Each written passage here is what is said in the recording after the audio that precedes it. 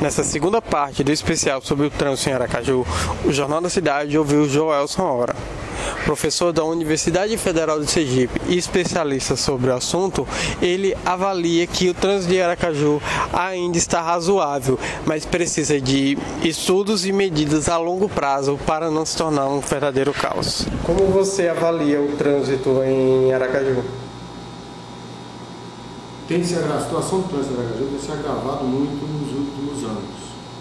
Vários motivos contribuem para isso, especialmente a questão do aumento de automóveis no trânsito, fruto de um aumento do poder aquisitivo da população. Então, as caixas de ruas hoje já não suportam mais o volume de trânsito circulando em Aracaju.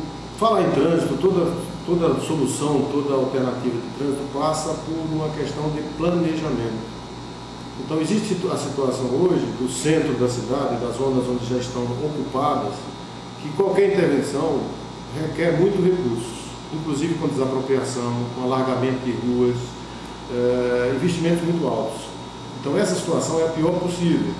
E nesses casos, o trânsito não pode ser resolvido com soluções pontuais, como em Aracaju tem sido frequentemente adotada, no caso de colocação de semáforos, fechamento de retornos, até construção de viadutos. O viaduto é uma solução interessante, mas tem que advir junto com ela o estudo de toda a área de influência desse viaduto, porque ele transfere o conflito para o local mais próximo, onde tem um próximo conflito. Uma das maiores reclamações que a gente conseguiu apurar durante a semana é sobre a educação dos motoristas. Na sua opinião, o motorista aracajuano, ele é mal educado, ou ele ainda pode ser considerado bom? Não vamos taxar o motorista aracajuano, né? Esse é um problema de Brasil, um problema cultural no Brasil. A pessoa na frente do volante se julga o mais poderoso possível, tá? Com raras exceções, é claro. Mas nós estamos melhorando nesse sentido, tá?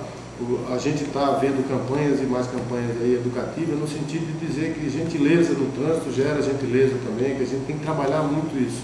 E isso a gente tem percebido nas escolas. Muitas escolas têm trabalhado a criança no sentido de prepará-la para enfrentar um trânsito.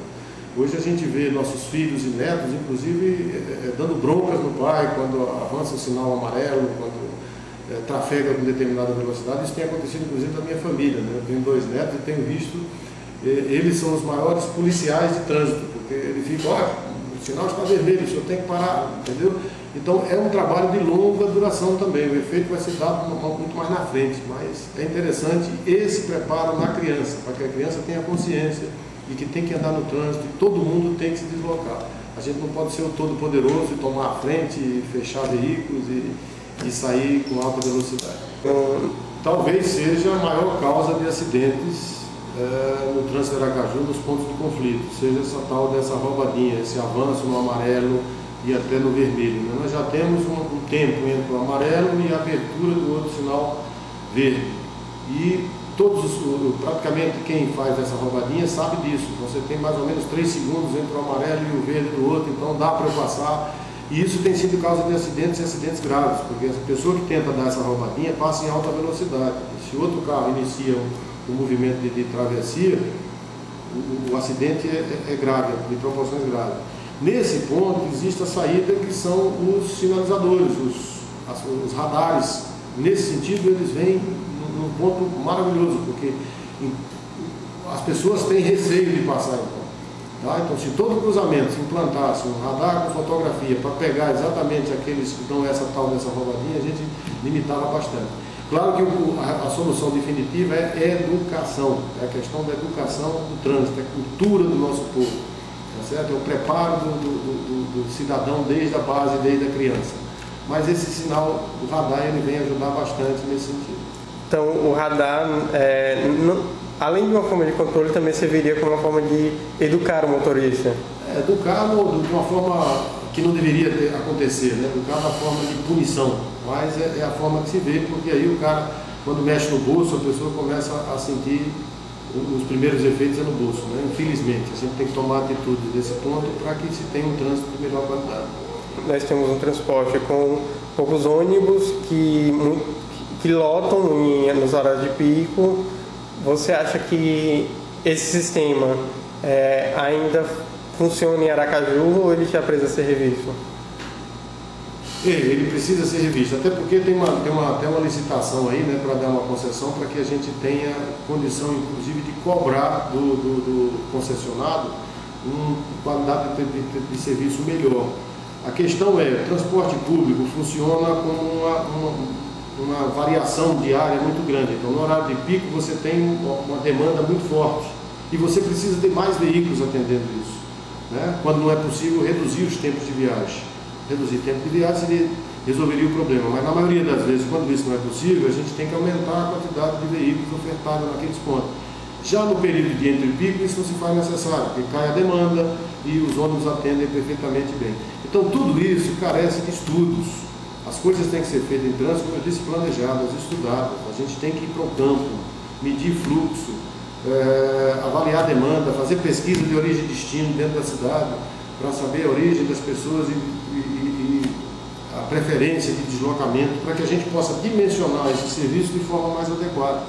E isso me parece muito pouco é feito em Aracaju, a coisa é feita mais na base do ajuste, né? Tem mais ônibus, precisa de mais um ônibus ou não. Em contrapartida, a gente tem a questão da demora dos ônibus, por conta dessas interrupções nas nossas vias, né? São semáforos e mais semáforos. Aqui os ônibus estariam sendo submetidos e aí o tempo de percurso é elevado significativamente. A qualidade dos nossos ônibus, muitos ônibus são montados em chassis de caminhão, são desconfortáveis, são quentes, né, nos períodos mais de temperatura maior, no verão, é muito insalubre o trajeto dos ônibus. Então, mas para que a gente possa exigir isso, é preciso ter um sistema concessionado, licitado, regulamentado, para que o gestor possa cobrar também o resultado desses operadores do transporte. E esse sistema cicloviário em Aracaju funciona? No nosso caso também, o que a gente percebe, até pela questão do clima, que a ciclovia é muito utilizada por operários da construção civil, pessoas de um padrão classe C ou D. Então, no meu entendimento, esse usuário da bicicleta, ele é retirado do transporte coletivo de passageiros, mas tem um efeito muito grande, porque hoje você tem canaletas ou ciclovias como a da Tancredo Neves, como a da Rio de Janeiro, como a da Avenida Maranhão, que hoje funcionam, se você perceber nos horários de pico, a quantidade de bicicletas é muito grande, então ajuda e ajuda muito. Então tem que se pensar sempre em privilegiar no trânsito. A sequência é primeiro o pedestre, com calçadas largas, sem desníveis. Isso é uma coisa que no centro de Aracaju você percebe, não tem privilégio nesse sentido. Depois o ciclista, a pessoa que está trabalhando, andando de bicicleta, e assim dos mais frágeis para os mais poderosos, né? Os mais fortes.